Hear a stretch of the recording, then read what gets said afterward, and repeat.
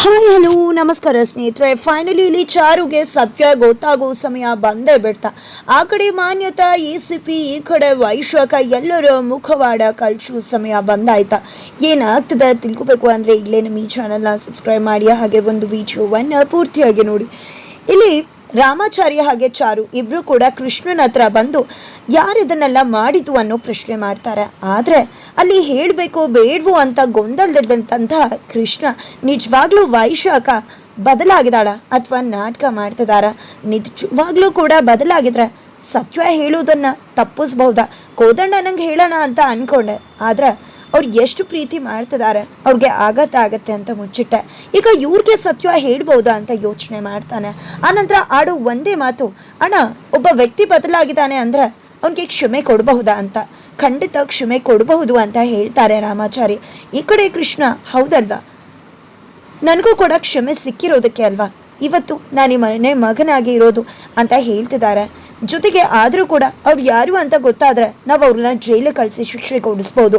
ಮತ್ತೆ ಅವರಿಂದ ತೊಂದರೆ ಆದರೆ ಅಂತ ಹೇಳ್ತಿದ್ರೆ ಅವರು ಬದಲಾಗಿದ್ದಾರೆ ಅಂತ ಅನ್ನಿಸ್ತದೆ. ಬದಲಾವಣೆ ಆದಮೇಲೆ ಅವರಿಂದ ಕೆಟ್ಟದ್ದೇ ಆಗಿಲ್ಲ, ತುಂಬ ಒಳ್ಳೆಯದು ಕೂಡ ಆಗಿದೆ.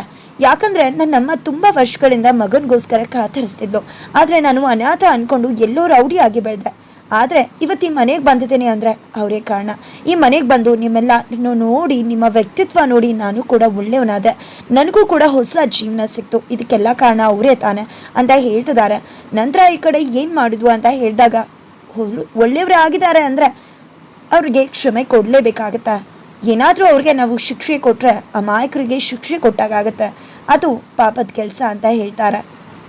ನಂತರ ಈ ಕಡೆ ಚಾರು ಕೂಡ, ಇದು ಹೇಗಾಗತ್ತೆ ರಾಮಾಚಾರಿ, ಆಮೇಲೆ ಅವರಿಂದ ತೊಂದರೆ ಆದ್ರೆ ಅವ್ರು ತಪ್ಪು ಮಾಡಿದಾರಲ್ವಾ ಅಂತ ಹೇಳಿದಾಗ, ತಪ್ಪು ಮಾಡಿದ್ದಾರೆ ಮೇಡಮ್, ಆದರೂ ಕೂಡ ತಪ್ಪು ತಿದ್ಕೊಂಡಿದ್ದಾರಲ್ವ ಅಂದಾಗ, ಹೌದು ರಾಮಾಚಾರಿ ನೀನು ಹೇಳೋದು ನಿಜ. ಆ ರೀತಿ ನನಗೂ ವಿಷಯಕ್ಕೂ ತೊಗೊಂಡಿದ್ದರೆ ಇವತ್ತು ನೀನು ನಾನು ಈ ರೀತಿ ಇರೋಕೆ ಆಗ್ತಿರ್ಲಿಲ್ಲ. ನಿಜ, ತಪ್ಪು ಮಾಡಿ ತಿದ್ಕೊಂಡ್ಮೇಲೆ ಅವ್ರಿಗೆ ಕ್ಷಮೆ ಸಿಗಲೇಬೇಕು ಅಂತ ಚಾರು ಕೂಡ ಅನ್ಕೋತಾರೆ. ನಂತರ ಈ ಕಡೆ ವೈಶಾಖ ಮೇಲೆ ಎಲ್ಲರೂ ಕೂಡ ದೊಡ್ಡ ಪ್ರಮಾಣದಲ್ಲಿ ಪ್ರೀತಿ ತೋರಿಸ್ತಿದ್ದಾರೆ. ಈ ಕಡೆ ಬೆಂಕಿ ಹೊತ್ಕೊಂಡು ನೀರು ತೊಗೊಂಡು ಬರ್ತದಾಗೆ ಎಲ್ರಿಗೂ ಕೂಡ ಗಾಬರಿ ಆಗ್ಬಿಡುತ್ತೆ. ಏನದು, ಯಾಕೆ ಬೆಂದೆ ಹೊತ್ಕೊಂಡು ಬಂದಿದ್ಯಾ ಈ ಟೈಮಲ್ಲಿ, ನೀನು ಏನೂ ಕೆಲಸ ಮಾಡಬಾರ್ದು, ಈ ಮನೆ ನಗು, ನೀನು ಈ ಮನೆಗೆ ಖುಷಿ ತಂದ್ಕೊಡ್ತಿರೋ ಮಗು ಹೊತ್ಕೊಂಡಿರೋ, ನೀನು ಯಾವುದೇ ರೀತಿ ತೊಂದರೆ ಆಗಬಾರ್ದು, ಜೊತೆಗೆ 3 ತಿಂಗಳ ಕಾಲ ನೀನು ಎಷ್ಟು ಆರಾಮಾಗಿರ್ಬೇಕು ಅಂತ. ಯಾಕೆ ನಾನು ನೀರು ತರೋಣ ಅಂತ ಹೋದೆ, ನೀರು ಖಾಲಿ ಆಗಿತ್ತು ಅಂತ ಚಾರುಗೆ ಹೇಳಿದಾಗ, ವೈಶಾಖ ನಾನೇ ಇದ್ದೆ ಅಲ್ವಾಕ, ನನ್ನೇ ಕೂಗಿದ್ರೆ ನಾನು ಬರ್ತಿದ್ದೆ ಅಂತ ಹೇಳ್ತಾರೆ. ನಂತರ ಕೋದಂಡವರು ಎಲ್ಲ ರೀತಿಯ ಡ್ರೈ ಫ್ರೂಟ್ಸ್ ತಂದಾಗ ಇದೆಲ್ಲ ಯಾಕೆ ಅಂದಾಗ, ಮಗು ಮತ್ತು ನಮ್ಮ ವೈಶಾಖ ದಷ್ಟಪುಷ್ಟವಾಗಿರಬೇಕು, ಜೊತೆಗೆ ಅದು ಮೂಳೆಗೆಲ್ಲ ಒಳ್ಳೆಯದು, ಆರೋಗ್ಯಕ್ಕೆ ಒಳ್ಳೆಯದು. ಮಗು ಒಂದು ತಾಯಿಯ ಕರಳನ್ನು ಇಂದನೇ ಹೊರಗಡೆ ಬರುತ್ತೆ ಕಟ್ ಮಾಡಿಕೊಂಡು ಅಂದಮೇಲೆ ಆ ತಾಯಿ ಕೂಡ ಅಷ್ಟೇ ಆರೋಗ್ಯಕರವಾಗಿರಬೇಕು ಅಂತ ಹೇಳ್ತಾರೆ. ಈ ಎಲ್ಲದರಿಂದ ಕೂಡ ಸಖತ್ ಎಮೋಷ್ನಲ್ ಆಗಿಬಿಡ್ತಾಳೆ ವೈಶಾಖ. ಜೊತೆಗೆ ಇಲ್ಲಿ ಚಾರು ಮಾತ್ರ, ನಾನಂತೂ ಇನ್ನು ಮುಂದೆ ಅಕ್ಕ ನಿನಗೆ ನಾನೇ ಡ್ರೈ ಫ್ರೂಟ್ಸ್ ಜ್ಯೂಸ್ ಎಲ್ಲ ಕೂಡ ಮಾಡಿಕೊಡ್ತೀನಿ ಅಂತ ಹೇಳ್ತಾರೆ.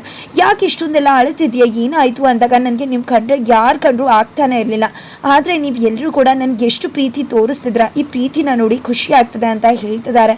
ಅಯ್ಯೋ ಅಕ್ಕ, ಏನು ಒಂದು ಮನೆ ಅಂದಮೇಲೆ ಬರುತ್ತೆ ಹೋಗುತ್ತೆ, ನೀನೇನೋ ಆ ರೀತಿ ಮಾಡಿದೆ ಅಂದರೆ ನಾವು ಹಾಗೆ ಮಾಡೋಕ್ಕಾಗತ್ತಾ? ನೋಡು, ನೀನೇನಾದರೂ ಮುಂದೆ ಬೈದು ನನಗೆ ಹೊಡೆದ್ರೂ ಕೂಡ ನಾನಂತೂ ದೂರ ಇರಲ್ಲ, ನಾನೇ ನಿನ್ನೆಲ್ಲ ಸೇವೆ ಮಾಡೋದು, ನೀನು ಬೇಡ ಅಂದರೂ ನಾನು ಸುಮ್ಮನೆ ಇರೋದಿಲ್ಲ ಅಂತ ಹೇಳ್ತಿದ್ದಾರೆ. ಈ ಕಡೆ ನಾರಾಯಣ ಶಾಸ್ತ್ರಿಗಳು ಕೂಡ, ವೈಶಾಖ ನೀನು ಎಂಥವಳು ಅಂತ ಗೊತ್ತಿತ್ತು, ಈ ಮನೆ ಕೆಡಕಿಗೆ ಬಂದಿದ್ದು ನೀನು, ಆದರೆ ಈ ಮನೆ ಖುಷಿನ ತರ್ತಿದ್ಯಾ, ನಿನ್ನ ಬಗ್ಗೆ ಇರೋ ಕೋಪನೂ ಕೂಡ ನನಗೆ ಮಹಸೋಯ್ತು. ಇನ್ನು ಮುಂದೆನಾದರೂ ಬದಲಾಗೋ ಮಗಳ, ನೀನು ತಪ್ಪನ್ನ ತಿದ್ಕೋ, ಇನ್ನು ಮುಂದೆನಾದರೂ ನೀನು ಬದಲಾಗಬೇಕು ಅಂತ ನಾರಾಯಣ ಶಾಸ್ತ್ರಿಗಳು ಮನಸ್ಸಲ್ಲೇ ಅನ್ಕೋತಿದ್ರೆ, ಈ ಕಡೆ ಕೃಷ್ಣ ಕೂಡ ನಿಜವಾಗ್ಲೂ ಇವರು ಬದಲಾಗಿದ್ದಾರೆ ಅನ್ನೋ ಕನ್ಫ್ಯೂಷನ್ ಸ್ಟೇಟಸಲ್ಲಿದ್ದಾರೆ. ಆ ಕಡೆ ಕಮಿಷನರಿಂದ ಬಂದಿದ್ದೆ ಜಯಶಂಕರ್ ಮಾನ್ಯತನ ಕರ್ಕೊಂಡು ನಾರಾಯಣ ಶಾಸ್ತ್ರಿಗಳ ಮನೆಗೆ ಹೋಗಬೇಕು, ಅಣ್ಣ ತಮ್ಮದಿರು ಇಬ್ಬರನ್ನ ಕೂಡ ಅವಳಿ ಜವಳಿಗಳನ್ನ ನೋಡಬೇಕು, ನಾರಾಯಣ ಶಾಸ್ತ್ರಿಗಳ ಆಶೀರ್ವಾದ ಕೂಡ ತಗೋಬೇಕು, ನಿಮ್ಮಮ್ಮ ತುಂಬ ಕಿತಾಪತಿ ಮಾಡ್ತಾಳೆ, ಒಬ್ಬಳೇ ಕಳ್ಸೋಕ್ಕಾಗಲ್ಲ, ನಾನು ಕೂಡ ಹೋಗಿ ಬರ್ತೀನಿ ಅಂತ ಹೇಳ್ತಿದ್ದಾರೆ. ಈ ಕಡೆ ಮಾನ್ಯತ ಫುಲ್ ಹೆದರ್ಕೊಂಡ್ಬಿಟ್ಟಿದ್ದಾರೆ, ಬಿಕಾಸ್ ಕಮಿಷನರ್ ಹತ್ರ ಹೋಗಿದ್ದ ಅಂದಮೇಲೆ ಜಯಶಂಕರ್ಗೆ ಎಲ್ಲ ವಿಷಯ ಗೊತ್ತಾಗಿರತ್ತೆ ಅಂತ. ಅಲ್ಲಿ ಕೇಕೆ ಕೂಡ ಒಂದು ಮಾತು ಹೇಳ್ತಾನೆ, ಅವ್ರು ಏನಾದರೂ ಬದಲಾಗದೆ ಇದ್ರೆ ಅವರು ಇಡೀ ಮುಖವಾಡನ ಕಳ್ಸಿ, ACP ದೇವ್ಗಿಂತ ದೊಡ್ಡವ್ರು ಯಾರು, ಕಮಿಷನರ್, ಅವ್ರ ಹತ್ರನೇ ಹೋಗಿ ನಾನು ಅವರ ಮುಖವಾಡನ ಕಳ್ಸಿಡ್ತೀನಿ ಅನ್ನೋ ಮಾತು ಹೇಳಿರ್ತಾರೆ. ಇಲ್ಲಿ ಮಾನ್ಯತಾ ಕೂಡ ಅದೇ ಮಾತನ್ನ ACP ಹತ್ರ ಹೇಳ್ತಿದ್ದಾರೆ. ಚಾರಿ ಹೋಗಿ ಕಂಪ್ಲೇಂಟ್ ಕೊಟ್ಟಿದ್ದಾನೆ ಕಮಿಷನರ್ಗೆ, ಅದಕ್ಕೋಸ್ಕರನೇ ಜೈ ಅವ್ರನ್ನ ಭೇಟಿ ಮಾಡಿದ್ದು, ಈಗ ನನ್ನನ್ನು ಕರ್ಕೊಂಡು ಅವ್ರ ಮನೆಗೆ ಹೋಗ್ತಿದ್ದಾನೆ ಅಂತ ಹೋಗ್ತೀನಿ ಅಂತ ಹೇಳ್ತಿದ್ದಾನೆ. ಅದ್ರ ಅರ್ಥ ಎಲ್ಲ ಕೂಡ ಮುಗೀತು, ನಮ್ಮ ಕತೆ ಮುಗ್ದೋಯ್ತು ಅಂತ ಹೆದರಿ ಬೆಂಡಾಗ್ತಿದ್ದಾರೆ ಇಲ್ಲಿ ಮಾನ್ಯತಾ ಅವರು.